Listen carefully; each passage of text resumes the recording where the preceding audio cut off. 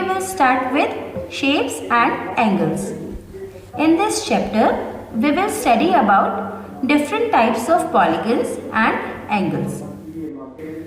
Before understanding polygons, we must know about open and closed figures. Closed figures are the figures which start and end at the same point. That means if a figure is closed, you can trace it with a pencil all the way around back to where you started. And if there is a break in the shape, that means it is not closed.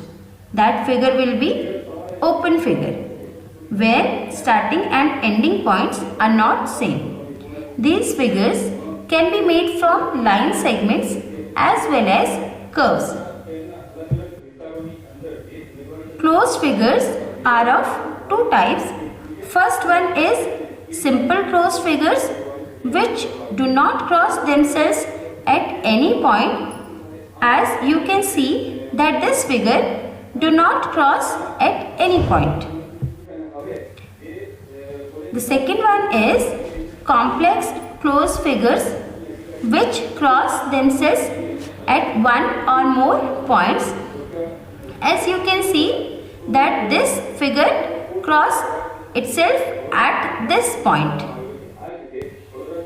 Now we will read about polygons. A polygon is a simple closed shape formed with three or more line segments.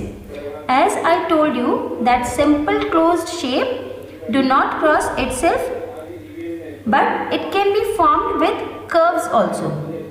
But these polygons cannot be formed with curves. They will be made from line segments only. Okay, and line segment is a part of line having two endpoints as shown here. Polygons are given names also depending on the number of sides they have. A polygon with 3 sides is known as a triangle. A polygon with 4 sides is known as a quadrilateral.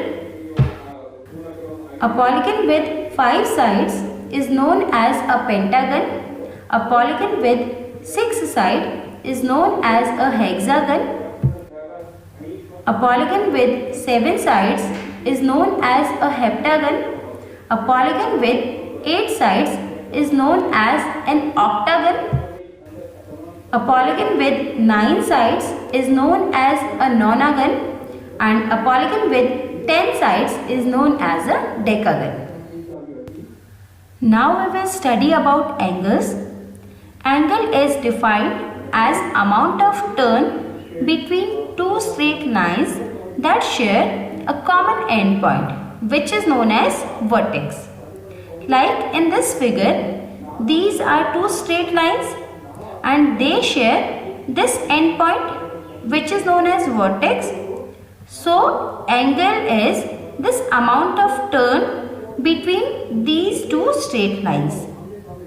And angles are measured in degrees, and this is the symbol used for degree. These are the terms associated with angles. First is vertex, which is the common point of the angle where two lines meet. So this is the vertex where these two lines meet. Second is arms, which are the lines that make up the angle. These two are the arms of this angle. Third is protractor, which is a tool that is used to measure and draw angles, and this is how it looks.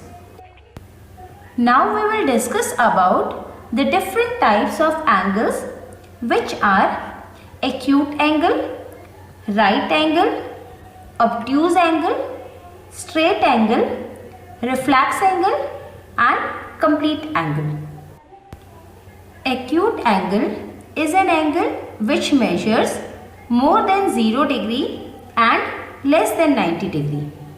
As this much is 90 degree and any angle below it is an acute angle.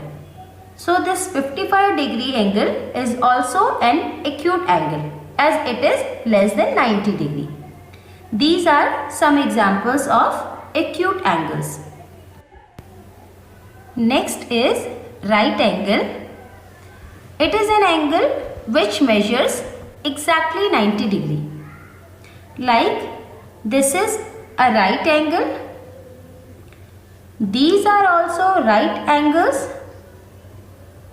And the angle formed between the hands of the clock in this picture is also an example of right angle. Next is obtuse angle, which measures more than 90 degree and less than 180 degree. As in this picture, this much is 90 degree and this angle is more than 90 degree, so it is an obtuse angle. In this picture also, this angle formed is more than 90 degree, so it is also an obtuse angle. And the angle formed by the hands of clock in this picture is also an obtuse angle. Next is straight angle, which measures exactly 180 degree. 180 degree means straight line, and these are some examples of straight angles. Next is reflex angle, which measures more than 180 degree and less than 360 degree. Like in this picture, this much is 180 degree and this angle is more than 180 degree, so it is a reflex angle.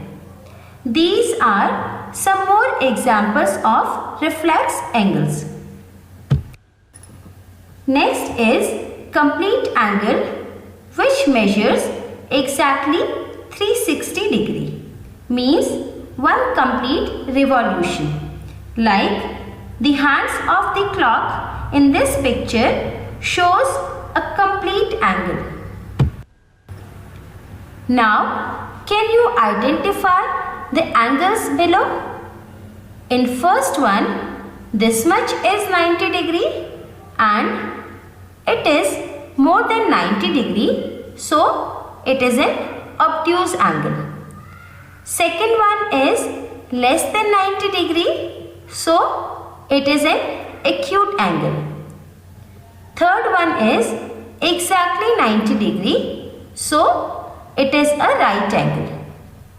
Fourth one is exactly 180 degree, so it is a straight angle. In fifth one, this much will be 90 degree and this angle is more than 90 degree, so it is also an obtuse angle. Sixth one is less than 90 degree, so it is an acute angle. Now I will tell you how to use a protractor. There are two scales in a protractor, inner scale and outer scale.